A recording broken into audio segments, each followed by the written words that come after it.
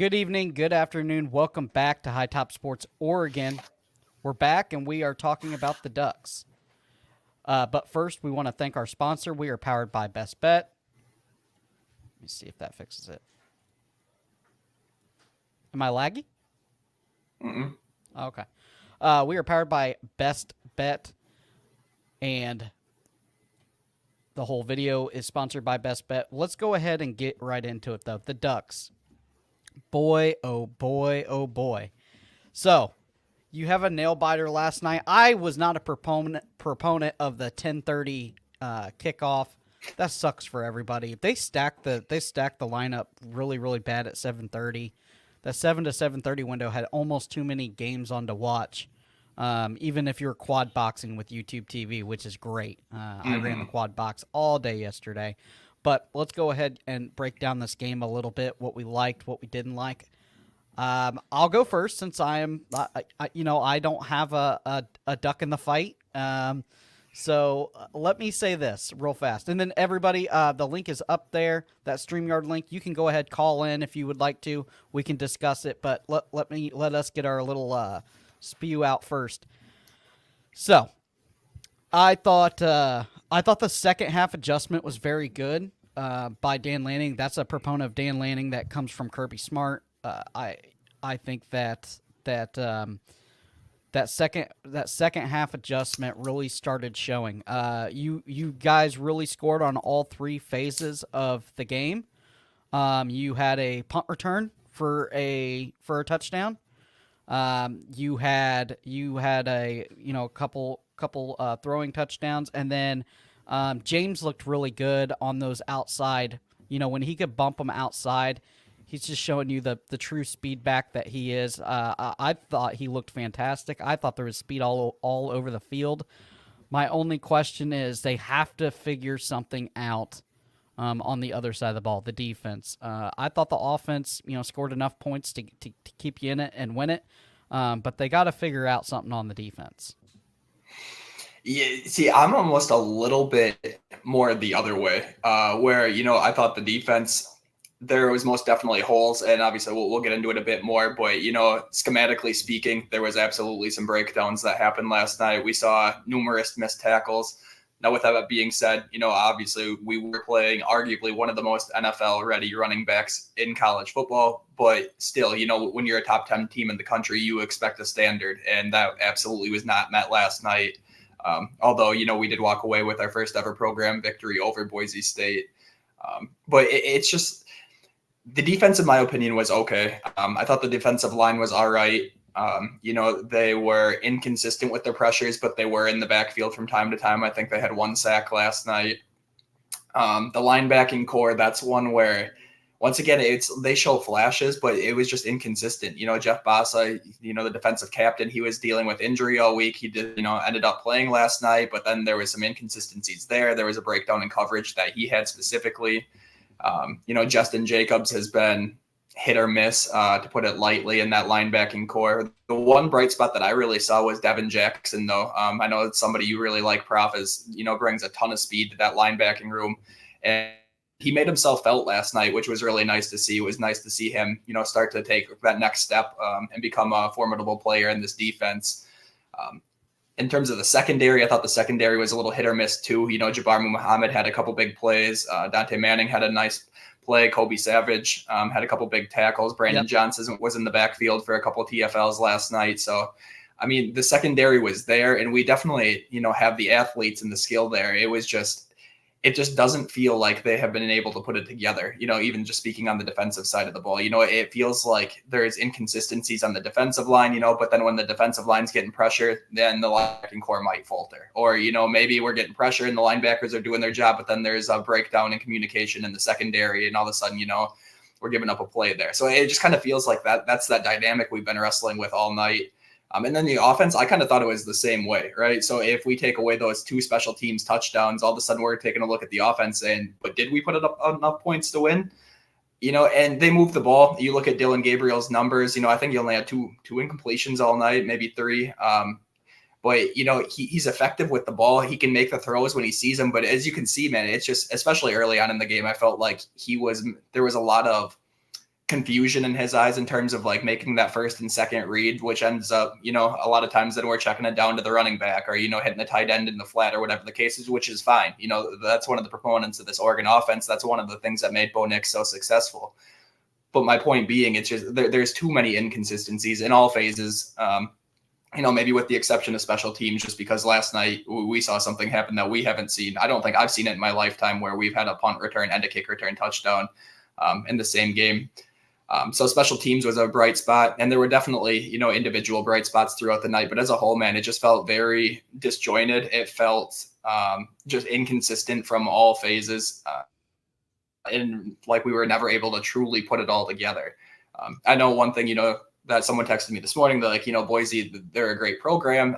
There are a lot of people that were projecting them to be the G5 team in this year's college football playoff. And that, that's great. But it's more my concern is that if Oregon truly is that top 3 team in the country, like we started the year out, like, many of us fans have the expectations that we're going to be able to meet. We shouldn't be struggling like this with Idaho last week at home. Boise, once again, this is no disrespect to Boise whatsoever. They played a phenomenal game and they are a phenomenal program. But if we have this expectation of ourselves, we're not meeting that. It's really disappointing, at least from my perspective, to know that we have all this talent. We have a great coaching staff. Like I love Dan. I love our support staff. I love our coordinators. I love our position coaches. Like I really love what they have going on in the program. But for whatever reason right now, things just feel really disjointed from my end.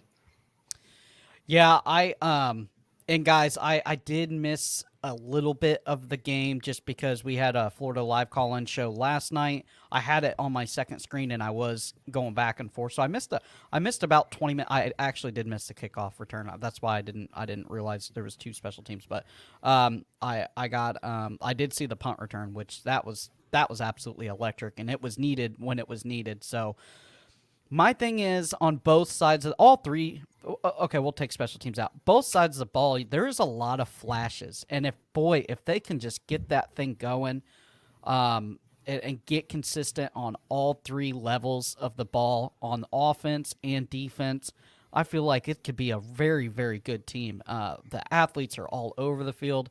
Like I said, when James was able to bounce it outside, he looked electric. 10, 15, 20-yard runs, and then but it felt like sometimes that run game would kind of suffer through between the tackles. It was like a feast or famine type of run game. It felt like for a little bit.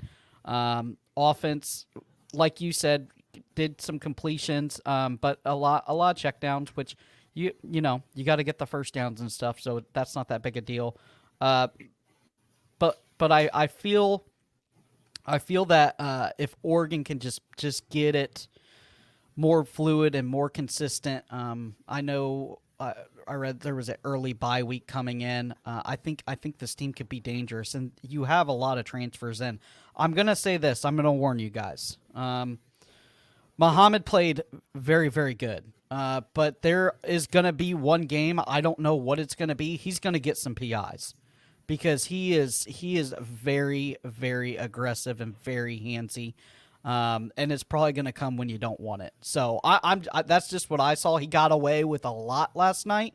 The refs let him play, which I like, but he got away with some stuff that some other refs are not gonna allow.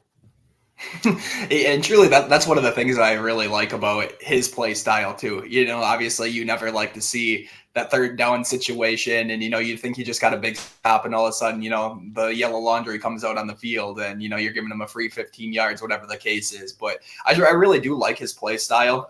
Speaking about Jabbar, I really like that aggressive nature. I think it jives really well with the schematics that the Oregon defense is trying to, instill in the program. So I think he's going to be a key piece, but I do think you're 100% correct. I think eventually we're going to hit, a referee crew that doesn't necessarily want to let things go. I felt like the crew did a really good job last night. The referees of, being consistent with everything. They did let Jabbar get away with a lot of it, but there was a lot of contact that was happening on both sides of it that they were kind of letting them play through, which is cool. That's a play style I really, really like. It's just going to suck when all of a sudden, it's October 12th and Ohio State comes rolling into Autzen, and, you just got this major stop, and all of a sudden, Big like I Ten said, crew. yeah, you get it. It's And it may come back to bite us in the ass at some point, which it probably will. Happens every year to I think every corner I've ever seen play at some point is going to falter. But overall, I really enjoy it. I think it's going to end up leading to some timely turnovers, going in the positive direction for Oregon in some instances. But he's not going to be a perfect corner out there at all. Yeah, for sure. That's something I watched and it really stuck in my head. I'm like, oh boy, this kid plays aggressive, but and the announcers, they said it a couple times that I don't know if he gets away with that with some of the other crews, but it's a field type deal. You do it early and you get a flag early, and then you got to back off a little bit. Not that big a deal. So who do you think was your breakout star? Overall in the game. We'll go offense, special teams together. Sure. Okay. Well, offense.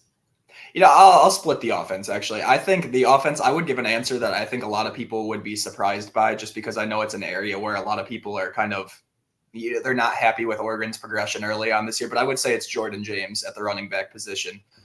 You need to keep in mind just how poorly this offensive line has been playing through 2 weeks and what he's been able to do, despite those situations.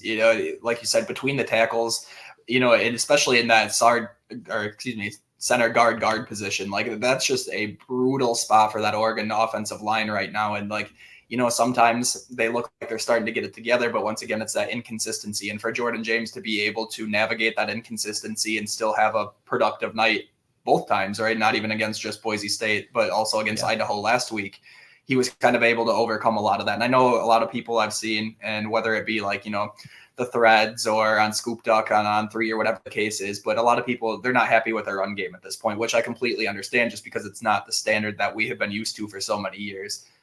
But I will say, I think this is still more of an offensive line issue than it is a run game issue. I think if Jordan James has the offensive line that he has last year at this time, he probably would have gone crazy these first 2 games. And I think eventually, once that line does get a little cohesiveness and consistency in it, maybe Matthew Bedford returns, Poncho goes back to center, and everything starts to, level out a little bit. Maybe Matthew Bedford is that big piece for the offensive line that they need to really complete it.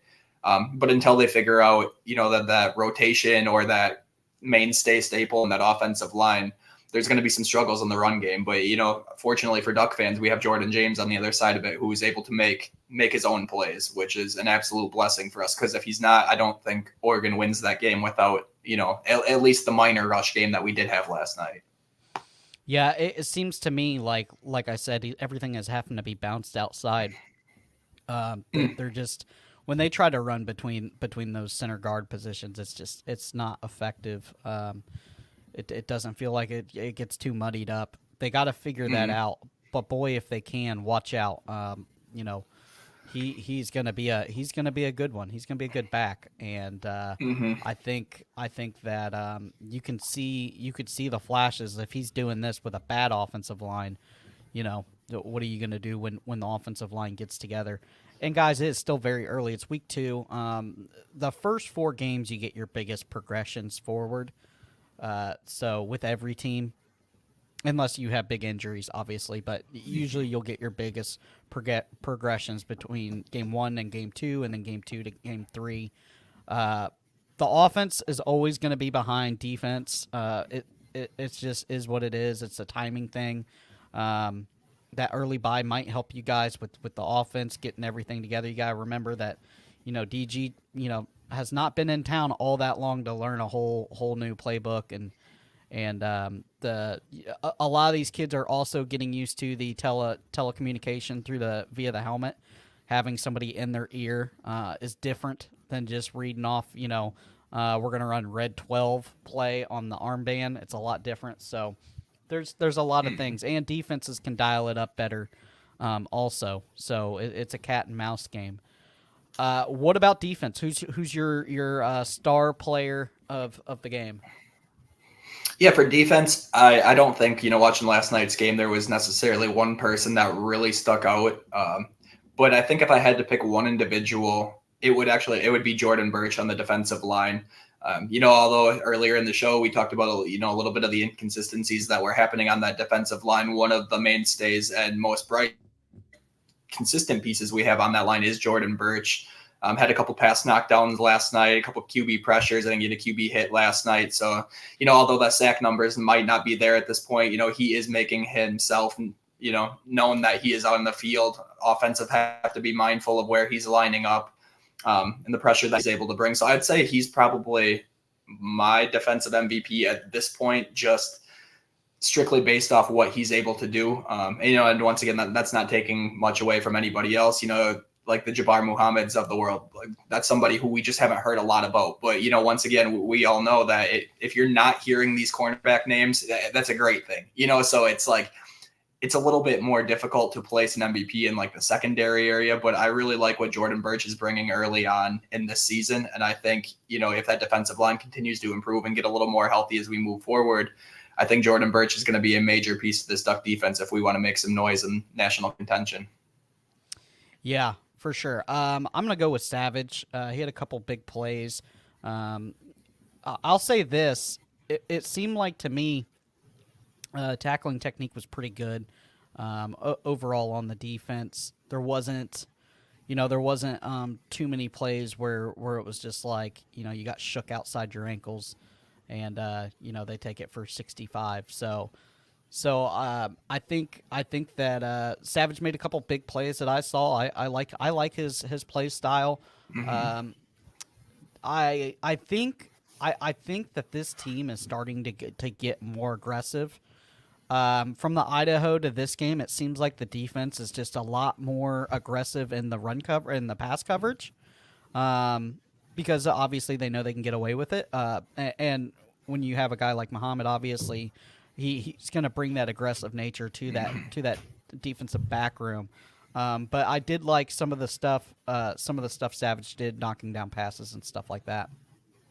Yeah, 100%. I think he's a wonderful addition to the secondary, and I think he's going to be that staple piece in the safety room. As we see, there's a lot of rotation that happens in the safety room behind him. And we start talking about throwing Nichols in there. But that's another person that I think has been not even just this week an MVP, but a name that not a lot of people were thinking about that has made himself felt this year has been Nico Reed in that nickel position. And actually, both Oregon's nickels have been wonderful with Brandon Johnson and Nico Reed. So we talked early on how that was going to be a key piece in this defense. Is that's arguably the most difficult position to navigate on the defensive side of the ball, just because you're asked to do so much and so many different dynamics and move around and do X, Y, and Z. But then both of them have been fantastic. Brandon Johnson has really made himself felt in the run game, being able to crash the box. Like I said, he had a couple TFLs already on the year. Nico Reed obviously had a big interception last week against Idaho. This week he had a couple pass deflections. But those guys have been really solid too. So I think, just talking MVPs before, that's another one I'm just thinking of that could be a great honor roll mention. That unit as a whole. A guy that doesn't get a lot of airtime name wise, because like you said, if you're getting a lot of airtime name wise as a DB, it's usually not good. Usually you're getting cooked. So just guys just doing their job, right? They're just there. They're always in the right spot and they're just doing their job. What do you need to see to change before you get into this Big Ten schedule? What's a must for you if you're there with the guys and you say, look, we got to get this ironed out now. What's the biggest worry before you get into Big Ten play? Yeah, I don't want to sound like an echo here because I know, myself has said it. We've heard national media say it all week. We've heard Oregon insiders really just beat this one on the head. Dan Lanning in his post-game presser had mentioned this. And I'm going to go with it again. That offensive line has to get figured out if there wants to be any sort of consistency in this offense moving forward, right? I mean, if we're talking about explosive plays, right? That was a big thing last week coming out of Idaho. Everybody's like, oh, we didn't have that explosive plays. I think the longest play we had last week was 24 yards. And then we're talking about, having Tez Johnson on the outside. And then on the other side, we're talking Evan Stewart, and then you're bringing in the Heisman hopeful and Dylan Gabriel and an embarrassment of riches at the running back position currently. So it's like this offense has all the tools it needs to take that next step and be an elite offense in college football, which it's going to need to happen if Oregon wants to, compete for a national championship at any level as we move on. But, it starts with the consistency too. Matthew Bedford injury. That's like I said, I know we've been talking about that one for 2 weeks, but he needs to get healthy and back on this line. Obviously, they picked him as a starter early on, so it tells you that the coaching staff believes that he's one of the best 5 offensive linemen in that room right now. We need him on the field. I think what that allows Poncho to go back to center, who has been, taking reps at center all through spring and fall, and even last year late in camp, as we headed into bowl prep week with Jackson Powers Johnson being gone. So, Poncho has a lot of skill there. And then Johnny Cornelius, who could be a round 1 to 2 pick, is really struggling. He's going to need to get it together.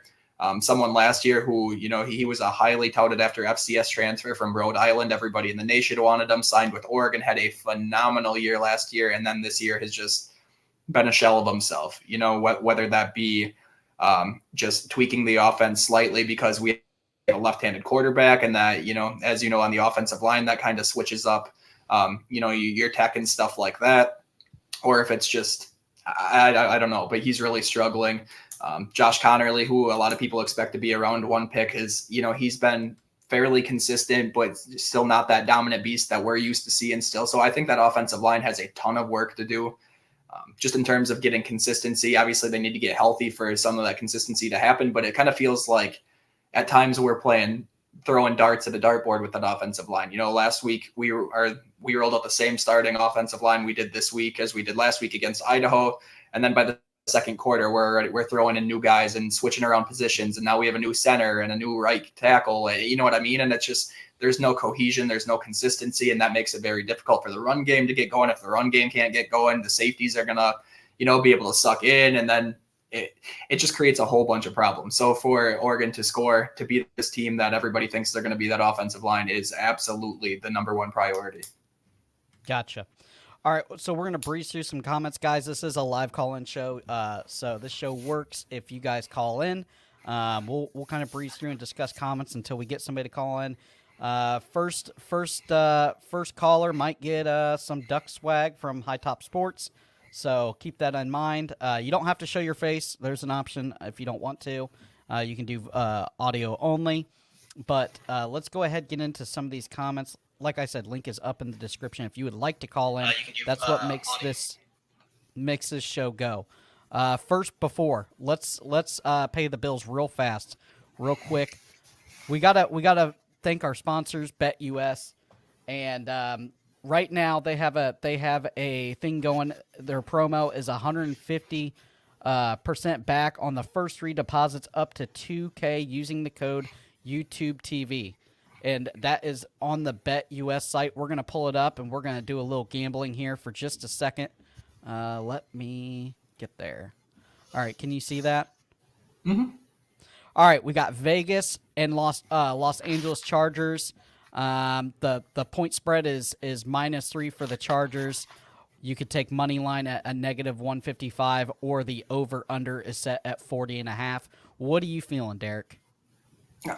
I would be doing a major disservice to myself if I looked at a Justin Herbert-led team and I would just say, give me the Raiders. Yeah, no, give me the Chargers today, man. I take that Chargers money line. I don't know how I feel about the spread, just because, for obvious reasons, we don't know what that Chargers offense, but you got to trust that boy Herbie. He's an all NFL type talent.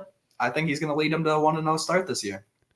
And then let's do one more. Let's spice it up. Los Angeles Rams versus the Detroit Lions. We have a -4.5 point spread. Money line -200, or the over under 23.5. Over under is 53.5. I think you pound the over. That's what I'm thinking, man. It's what happens every time that Detroit offense, capable of putting up a ton of points. And same thing with that, the LA offense as well. It has tons of weapons to move up and down the field, led by solid quarterbacks. I think there's going to be a ton of points that ends up being scored in this game as well. All right, guys. Like I said, that's 150% back on your first 3 deposits up to $2,000 with the code YouTube150 at betus.com. Go ahead, check them out. It helps the show. But let's go ahead and get into the comments. We got our first caller. We got the boss calling in, seeing if we're doing our job. So let's bring him in real fast. Not this guy. I heard it was a call-in show. Wanted to make sure that I was part of it. Just wanted to see. Lovely. Wanted to see how things were going. Just wanted to check in. Just want to hear. I I've got a Duck Insider. Great guy. Shot him a text. He didn't respond. Maybe the thing was that Dylan Gabriel just missed 2 straight wide open receivers for long touchdowns. I never got confirmation. I'm not sure what game you were watching. That doesn't sound like something that would happen. Clearly, you know, Dan Lanning is the greatest coach of all time. So of course these boys were ready to go and there were no mistakes. I will say though, I know you have your Duck Insider. I have this annoying little Florida guy who every time something goes wrong, my phone buzzes. Sometimes you just got to mute the notifications, friends. You just got to mute it. All right. When you're stressing out, you're watching Oregon absolutely fall apart, and I'm getting shit from some guy, 2,500 miles away. It's just, it really eats at your heart. So that guy sounds like an asshole. That guy, he's a little bit of an asshole sometimes. That's why we love him though. So. Boise State's a good program. Sounds like it was all asked for though. I feel like that same guy was texting him 2 weeks ago, pretty early on in one of his games. I don't know. I could be wrong. I could be wrong. Well, I don't think I think I was actually talking to that same guy, and I think he might have sent you a text about Samford early in the game too, talking a little smack. So it is justified. Don't get me wrong. Us Ducks fans, if you're watching, we like to talk our shit, and we can't really take it back. And I'm no different. I'm no exception. So it is what it is, man. Are Duck fans in a panic, Derek? What's going on, man? Yeah. The Duck fans are absolutely in a panic. I know you guys got go take a look at the Scoop Duck page on On3, the little public forum we got going on. It's an absolute shit show this morning. The Facebook group last night, what do we got, like 60,000 people in that thing? It was going absolutely berserk. Like you if you were reading the comments, you could be convinced we're about as good as the UMass Minutemen. So I think everybody's hitting the panic button. I think, myself included, I'm hitting it a little bit, but only on that offensive line. I'm actually smashing the panic button on that offensive line. Everything else though. Yeah. Any buzz of Fire Landing yet? Anybody saying come that? on. No. But actually, to Florida, maybe? Can we get them to Florida? Man, the craziest part about this one is the amount of comments. So this is telling you not even like just though, stir the pot, prof. You put your spoon away. No, the amount of comments that I saw that are like fire leak Terry. I saw a fire Will Stein last night, and I'm like, what game are we watching here? Like what are we doing here? I understand we're not playing to the standard. I understand, we're not putting up maybe the points on offense that everybody wants and, X, Y, but Jesus, you guys, give it a break for a little bit here. Give these boys a chance. All right. In the era of the transfer portal. You guys don't play Nebraska. I took a look at their schedule. We're going to talk about them later on tonight on our mashup show. So I was watching that game to get some more insight. They look good, but I'm going to say it tonight. They are the Mizzou of the Big Ten because their schedule is very complimenting to them to get nasty with it. You guys obviously don't have to face them, but look, I don't know if it's time to panic yet. I think Boise State, you've never beat them, so I mean, look, you got a dub, right? And Boise State was a lot of people's favorites to sneak into the playoff, that 12th spot. That's not gonna make you feel any better. I understand that, but keep in mind, like if this is a playoff team. That was in a way at a playoff game for Oregon and Boise State, and that there's a rivalry there. Those are one of those games that both teams are going to play tough. So, but unfortunately, we see the same things that we were talking about just a week ago, and we don't see much of a fix. So I understand the panic. It's this is easy for me to talk about because it's the flip side of it. When Florida's like this, I'm like you. Like there's no clear vision. So I'm here to provide at least a little bit of sympathy of like, look, I wouldn't panic just yet. I'm still on the Dan Lanning belief train. I'm off the belief Billy train for Florida. So I would have already done, my ship would have had the thing sailing away. We had a civil war last night in our call-in show. We won the game, and there was a civil war, okay? We are in shambles when it comes to Florida. So Garrett Nation, I wouldn't bad. Look, but we talked about it all offseason. This is literally what the narrative we talked about of like you guys headed into this, that Oregon is favored, and you were kind of eerie about it. And then, going into week one, it felt good to be there.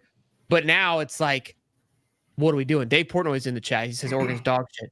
But what now you're like, what are we doing? And it's a little nerve-wracking given the fact that you guys are picking the national championship just 2 weeks ago. But look, if you're gonna have 2 shitty games, this is when you do them, right? So Oregon State next week. It's gonna be another dogfight. I wouldn't sleep on that game either. It's another rivalry game. And that's at Oregon State, right? It is. In Oregon, they have a history of playing poorly at research. So no DJU though. No DJU. That's a good thing for Oregon State. What are we doing here? Yeah, it's true. They just need to get it together. And I think where a lot of the panic comes from the media hype. That initial preseason ranking, seeing that little 3 next to their name, and then the sheer amount of bringing in all these high name players. So everybody expects that they're just going to gel right away and be able to take off and, do everything that everybody expect them to do. And that's just not the case at this point. So I think that's a little bit where the panic's coming in. And I think it's, even for myself too, it's more about the hype that we had prior to this, and then realizing that, hey, maybe we're not quite at that level that we've been, getting comfortable with, if you want to call it that, just kind of being fed that positivity. So I think that's where it is. I don't think anybody's really mad that we're sitting at 2-0. I do think a lot of people are at least level-headed in that respect, where they can say, okay, at a minimum, the wins are what's most important, and we are sitting here at 2-0. So we just need to get it to 3-0. That's what it is. Nails it on the head. Boise State's a G5 program. Like, it wasn't like it was North Dakota State or the Idaho Vandals. Some teams struggled against them against week 1. Pundits are overlooking this team. Some of their transfer 4 and high 3 star. Look, it's not a bad football team, right? Like, it's Boise State isn't like just.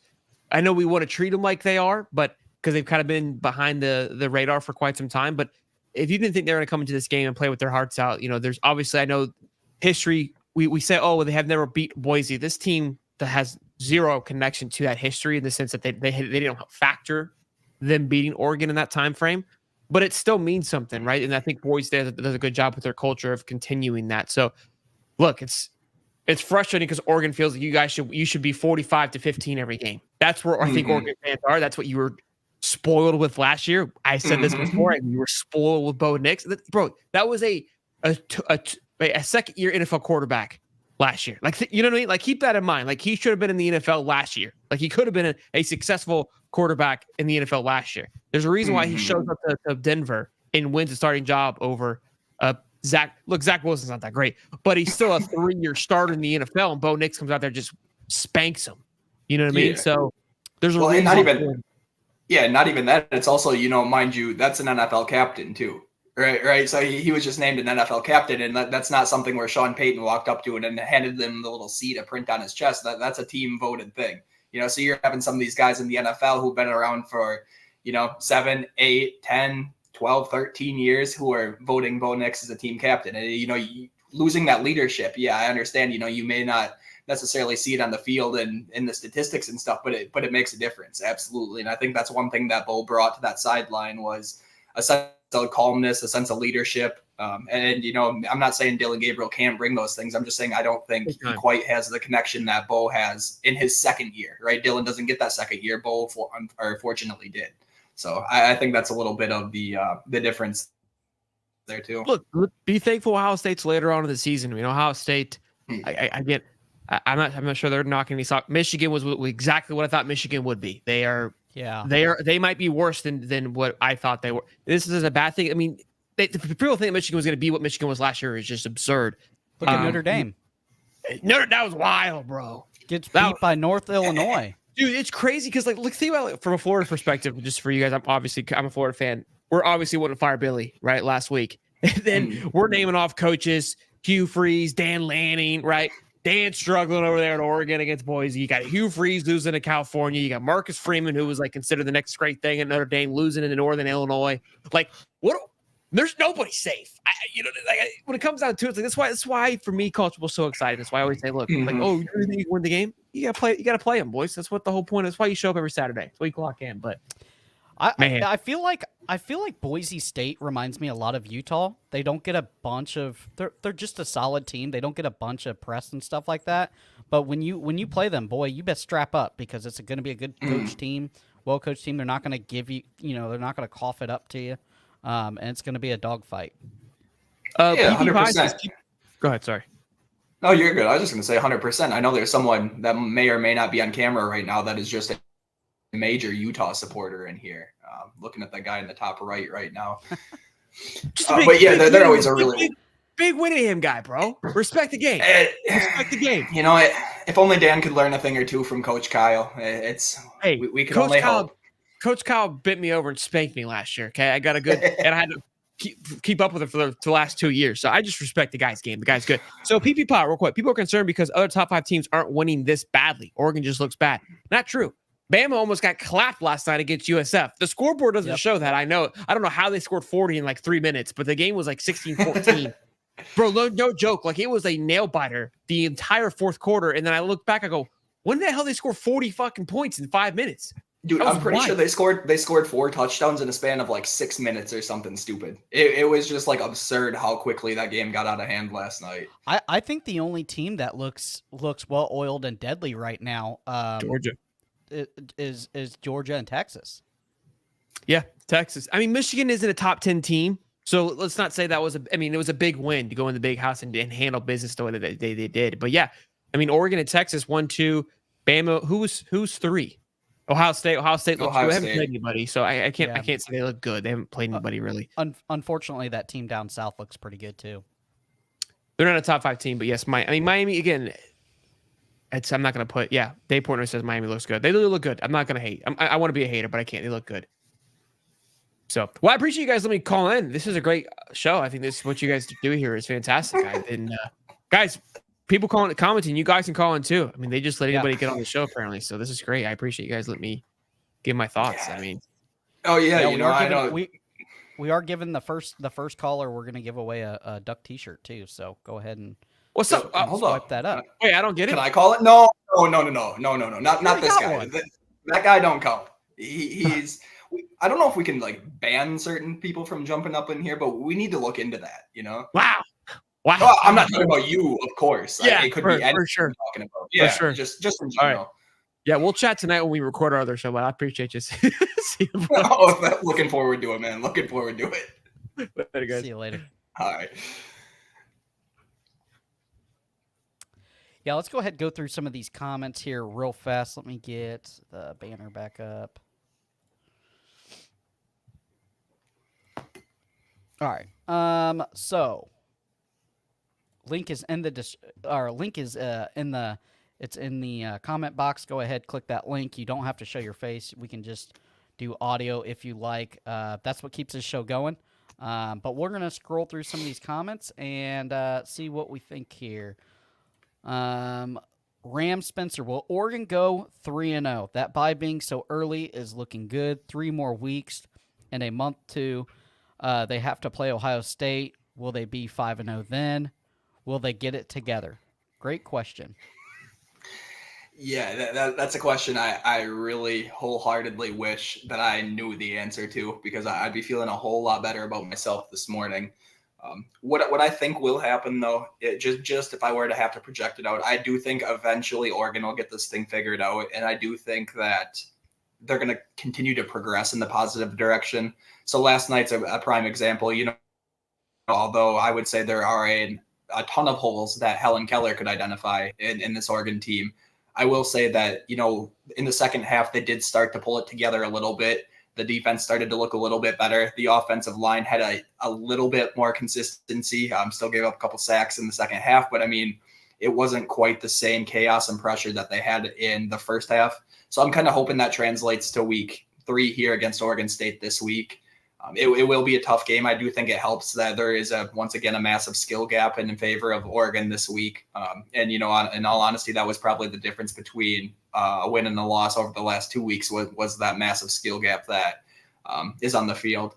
But I do think they will be 5-0 then. And to your point, I think that early bye week is something that's going to pay dividends for Oregon. You know, right now, I know we're only sitting here 2 games deep, but if someone were to offer this team a week off to, you know, have an extra week to prepare, I don't think there's anybody in that room that would turn it down. So having that early bye week is going to pay off, especially when, you know, obviously a quality opponent like Ohio State's getting ready to come into Autzen. So I do think they get it together. It's just a matter of when and how quickly. That's the question that needs to be answered yet. Yeah, hopefully they don't do any more 10:30 kickoffs too. Those suck. Oh, prof. It's like, man, when I was living out in Boston, I remember I think it was like a Washington State game kicked off at like 10:45 at night. It was just, I'd stay up till like 2 o'clock in the morning trying to, finish it off. It was just brutal. I mean, golly, I've been drinking since noon. I couldn't, I was just hanging on by a thread. Yeah, well, mind you, probably you're in that Eastern time zone over by where you are too, right? So yeah, I mean, us over here on the West Coast, we're a little bit more blessed. Where Oregon, they were done at 10 something last night, and I was still able to get tried to get a little sleep. I was a little pissed off last night, but it's not so bad being over here. All right, trying not to panic is easier said than done. The Ducks are not executing on fundamentals, and they're going to get killed in Big Ten play. The Ducks aren't anywhere near a Big Ten champ/natty. Gotta clean it up. Ducks fan 99. Ducks fan 99. I think at this point right now, Oregon is. You're right. I would love to sit here and say this is an overreaction, but he's not saying this isn't something that can be accomplished this year. Obviously, I believe in Dan. I believe in the players in this roster. I believe in the support staff. I think this team will turn it around like we just talked about. But yeah, as of this moment right now, I agree. I don't think we are anywhere near a Big Ten champ, right? If Oregon and Ohio State were to be playing this weekend, to be real honest with you, if the line was sitting at Ohio State -14, I would probably still smash it. I truly just feel like they're that much more progressed than Oregon at this point as we sit in week 2. Now, mind you, like I said, it is only week 2. That doesn't necessarily mean a whole lot at this point, but yeah, to your point, man, it's like if Oregon played Georgia right now, who are you taking? I promise you there's nobody taking Oregon. Same thing with Ohio State, same thing with Alabama, same thing with Texas. You can go up and down that. I mean, you could even go into like an Ole Miss. I know that's a team that's in there up there in the top 10, but in someone who people are a little skeptical on because they haven't been battle tested. But if Ole Miss and Oregon were playing today, I'd probably put my money on Ole Miss just based off what we're seeing out of these first 2 weeks. So, although I would love to say this is an overreaction, he's right. At this point right now in week 2, we are not. I do think we can get there, but yeah, it's right now, man. I have to agree, honestly. All right, let's see. Combat medic. Oregon threw twice as much last week than this week. Even though Gabriel had a 20 and 30 and 40-yard pass past the line of scrimmage, Will Stein knows we have to have a passing game. We probably purposely run the ball.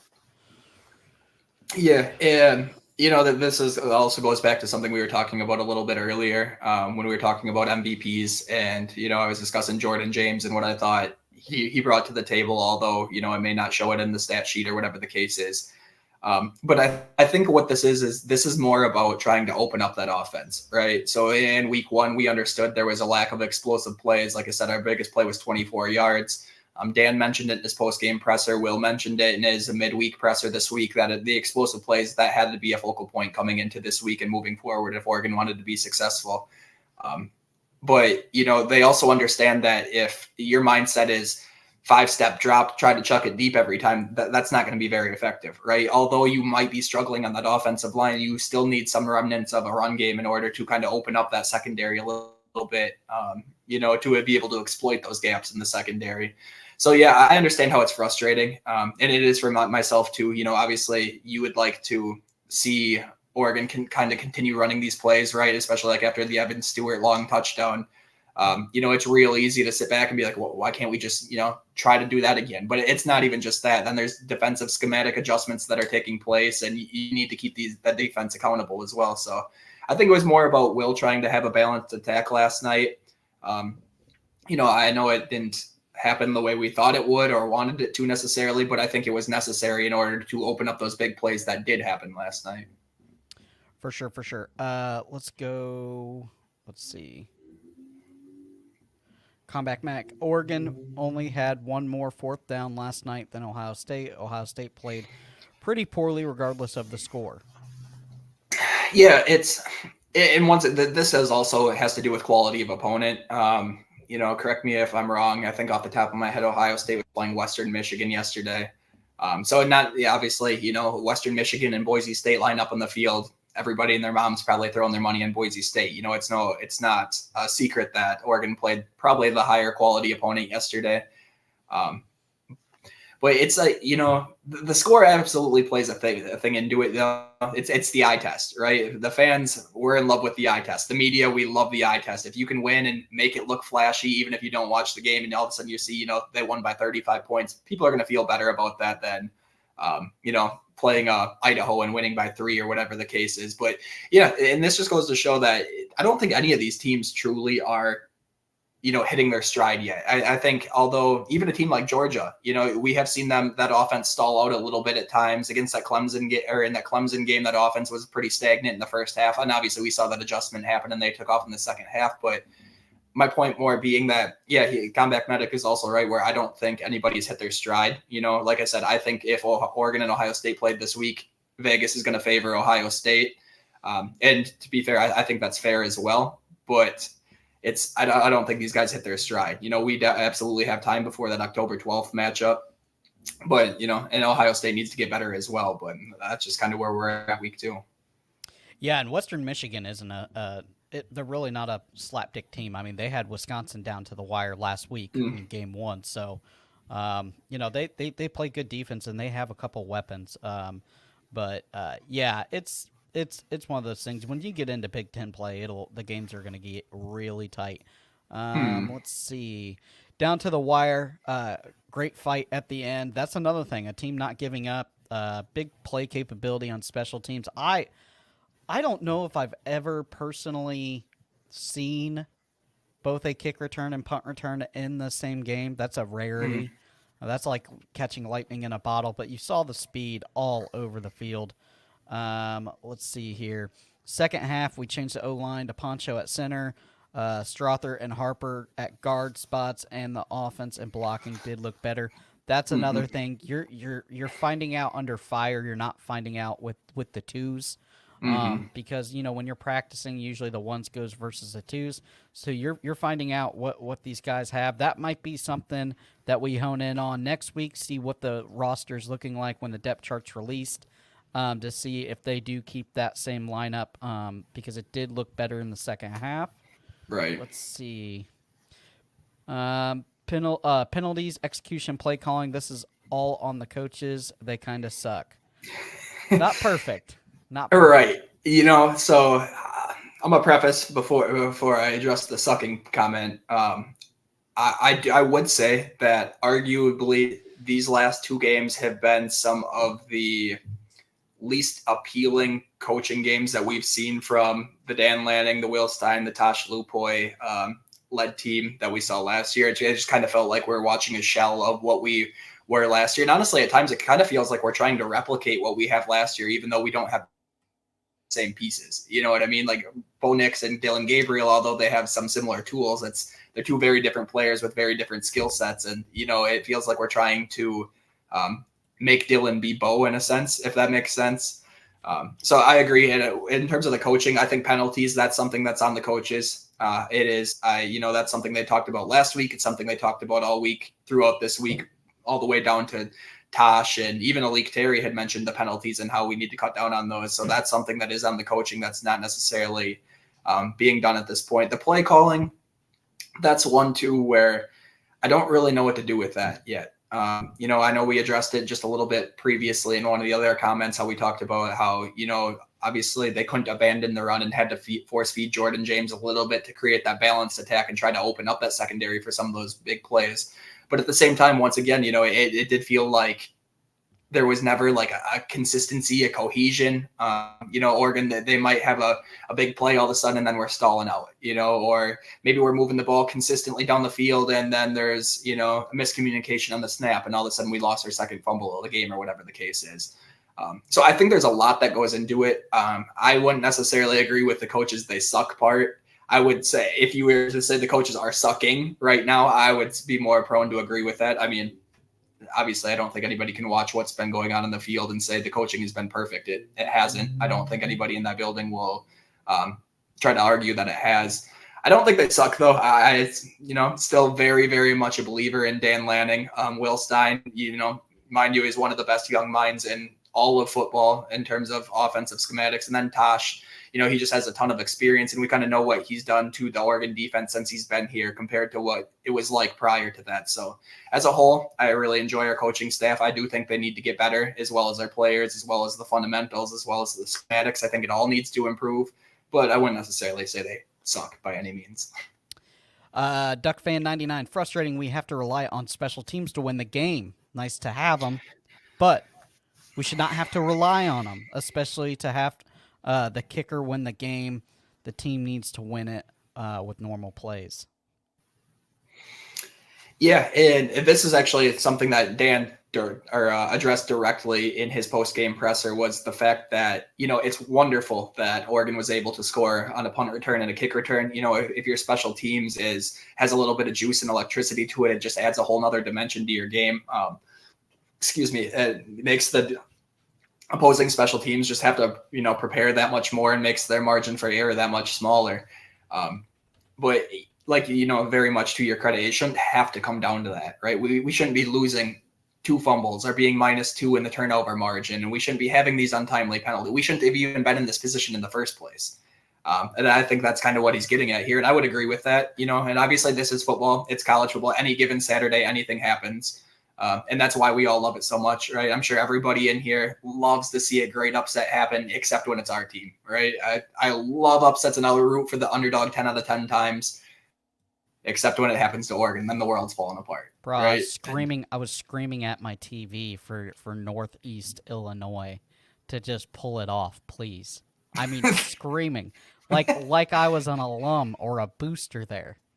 Yeah, and that's what we all love it, and it is entertaining. And obviously there are going to be games where it comes down to the kicker. I think those games are, obviously in terms of just sheer entertainment purposes, those are games of the best. Let's be real honest. We love when it all comes down to that one moment, even if it is the kicker, right? These guys got to get their flowers too.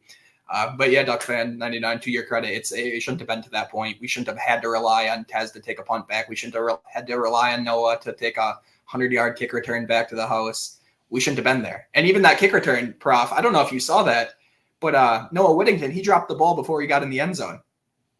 No, yeah. That's the one I missed because it was during the live call. Okay, show. yeah, so, Florida fans were on fire. And I did peek my head in. I like to stop in and see what Gator Nation's got going on down there with you guys. But yeah, he gets right to the one, drops the ball as he's crossing the goal line, right? And I mean, very, very, very fortunate for Oregon. Jaden Lamar picks up the ball immediately after, right? I mean, I think it's just like an instinct thing. You can kind of see, picks it up and just kind of looks at the ref like, hey, I got it. And, we just kind of moved on from that. And then obviously they ended up reviewing it and saying he did fumble it, but Oregon recovered it right away, so it's going to stand. It's those type of things that shouldn't happen, though. And that's another one that goes back to the coaching comment that was a little bit previous, too. That can't happen. And, Dan addressed that one, too. And they're like, Dan, what was your thought when you saw that happen? And he's like, anger. That was his one-word response, anger. He's like, I was relieved when he picked it up, but that shouldn't happen. And that's 100% what I'm feeling and what I'm sure everybody in this comment section is feeling right now. For sure. All right, we're going to do one more comment and break that down, and then we're going to wrap it up because if we go past an hour, you get another ad read, and not really wanting to do that. So we'll wrap it up right before the hour. Let's see. Is this the one I wanted? No, that's not it. There's a good one in here about right here. Combat Mag. Oregon had 12 pass breakups in one game. We have to love that stat as long as time Duck fans. That's a great indicator of a very aggressive defense. Yeah, well, 100%. I like it as we love to see that as a longtime Duck fan. That's something that we haven't been blessed with. In terms of an Oregon secondary, very much. We've had wonderful pieces at times, but we haven't necessarily had a secondary to quite be able to put it all together like that. And although, they're far from being a perfect unit by any stretch of the imagination, to see 12 pass breakups in one game, that's a phenomenal number. I do think it speaks to, the level of aggression and such that Tosh is instilling in this defense, as well as, Chris Hampson and a bunch of the other position coaches. But yeah, absolutely. That's something that's very encouraging going forward. We have to feel really good about that. I think at a minimum, what that tells us is our secondary, it absolutely has the skill, right? And maybe schematically there's some breakdowns, maybe in communication there's some breakdowns from time to time, but in just as it boils all the way down to the pieces, they absolutely have it. And I think that stat right there is one that, makes that pretty apparent.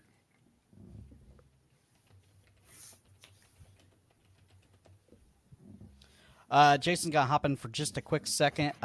We'll let him say hi, what he thinks real fast, and then we'll wrap this thing up. There's another one I wanted to see. Oh, Tyler Weber, what a great comment here. See, if you guys call in, it makes it flow better.